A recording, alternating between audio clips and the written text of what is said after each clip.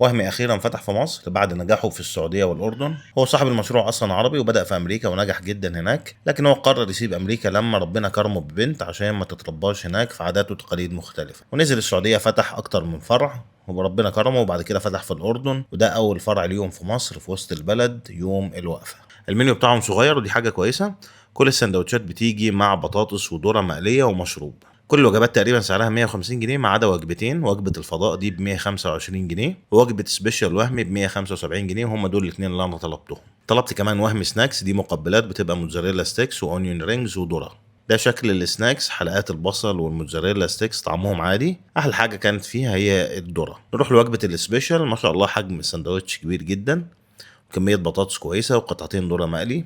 البرجر نفسه أو شريحة اللحمة بتبقى واحد في كل السندوتشات، وهي بتبقى شريحة لحمة محشية جبنة. السندوتش بيجي عليه طماطم وبصل وخيار مخلل وخس، ودي غالبا بتبقى الإضافات في كل أو أغلب السندوتشات. بيزيد عليها هنا في السبيشال حلقات بصل وموتزاريلا ستيكس وبيف بيكن.